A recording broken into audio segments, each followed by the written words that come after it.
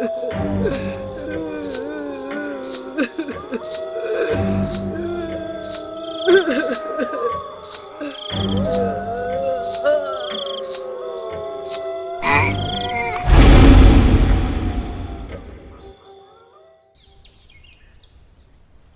कोरबा नाम का एक गांव है।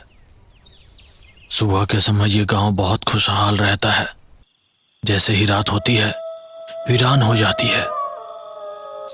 आखिर भूत इस तरह इस गांव में क्यों घूम रहे हैं, ये जानने की हिम्मत किसी में नहीं थी। अगर हिम्मत करके कोई बाहर निकलता भी तो भूत के भयंकर चेहरे को देखने के बाद उसकी बचने की कोई गुंजाइश नहीं थी। इस गांव के मुखिया भूपति जी हैं। भूपति के जिगरी दोस्त भूषण जी हैं। आज शाम को भूषण जी की बेटी की शादी थी। भूषण, शादी बहुत शानदार हो रही है, शाबाश। अरे यार, यहाँ तुम जो हो। इस तरह सभी शादी के माहौल में मस्त हैं। एक रोने की आवाज सुनाई देती है।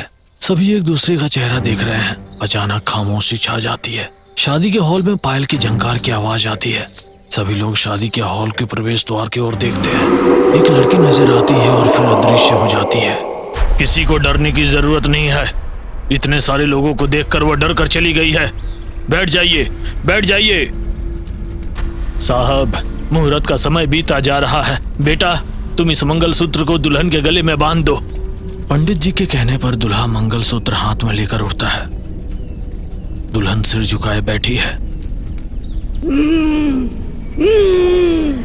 दुल्हन भयंकर आवाज के साथ आगे पीछे झूलती है। दूल्हे को जोर से एक हाथ से धक्का देती है और खड़ी हो जाती है। भयंकर रूप में बदलकर सफेद साड़ी, खुले बाल है। अपने पिता भूषण की गर्दन को पकड़कर ऊपर उठाती है और जोर से हंसने लगती है। ये सब देखकर भूपति डर के मारे एक कोने में जाकर बैठ जाता है। क्या रे, तू अपनी बेटी को शादी करवाएगा? तुम्हें मार डालूंगी मैं। भूत भूषण की गर्दन पकड़कर ऊपर उठा लेती है और उसके गर्दन को तोड़ मड़ोड़ कर उसे मार देती है। सभी गांव वाले शादी के हॉल के एक कोने में जाकर खड़े हो जाते हैं और रोने लगती है। भूपति और सारे ग्रामवासी हमेशा की तरह सभी दौड़कर अपने अपने घरों में चले जाते हैं।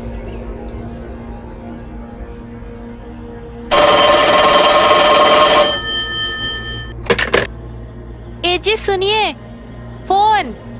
अपनी लड़की का कॉल आया है, घर आना चाहती है। आपसे क्या बात करेगी, आइए। बेटी कुमारी, कैसी हो? मैं ठीक हूँ पिताजी। कॉलेज की छुट्टियाँ शुरू हो गई है, मैं घर आ रही हूँ। ठीक है, जरा संभल कर आना बेटी। भूपति के फोन रखते वक्त पिताजी पिताजी की पुकार सुनकर वो पीछे मुड़कर देखने लगा। जब वापस आकर उसने दोबारा फोन उठाया और अपने कान के पास रखा, भूपति डर के मारे फोन फेंक कर पीछे दौड़ने लगा। अरे अरे, क्या हुआ जी, क्या हुआ? चलिए उठिए। ये उसी का काम है। भूपति एक नौकर को बुलाते हैं। अरे, तुम तुरंत जाकर बगल गांव से मस्तान बाबा को लेकर आओ। वो नौकर तुरंत जाकर बगल गांव से मस्तान बाबा को कोरबा तो लेकर आता है।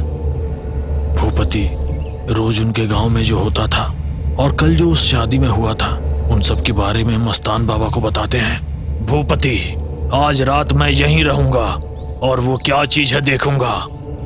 रात हो रही थी। फिर से वो भूत गांव के गलियों में रोते हुए घूम रही थी। मस्तान बाबा दरवाजा खोलकर बाहर आते हैं और उस भूत के सामने खड़े हो जाते हैं। भूत का विकराल रूप देखकर बाबा नहीं डरते हैं। वो गायब हो जाती है। ये सब भूपति अपने घर की खिड़की से देखते हैं।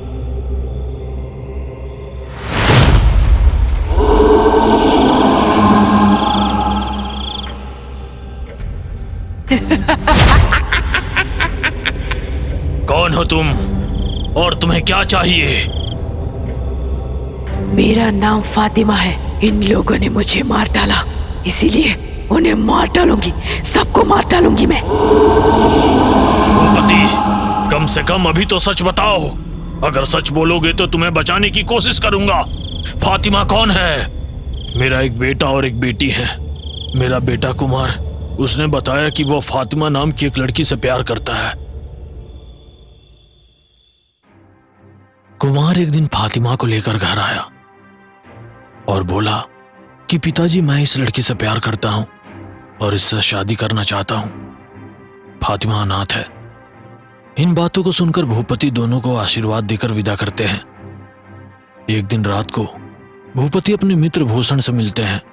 भूपति, क्या बात है, इतनी रात को आए हो? मेरा बेटा कुमार के बारे में सब कुछ भूषण को बताता है। मैंने शादी के लिए हाँ कहकर उन दोनों को यहाँ से भेज दिया है। उस लड़की से कुमार को अलग करना है। कुमार को कोई संदेह नहीं होना चाहिए। चलो उस लड़की के घर जाकर उसे मार डालते हैं। भूपति भूषण दोनों फातिमा के घर पहुंचकर फातिमा के ऊपर किरोसिन डालकर उसे जलाकर मार देते हैं। फातिमा के घर को भी आग लगाकर वहां से चले जाते हैं। गांव वालों के सामने ही झोपड़ी जल रही थी। ये बात कुमार को पता चलती है।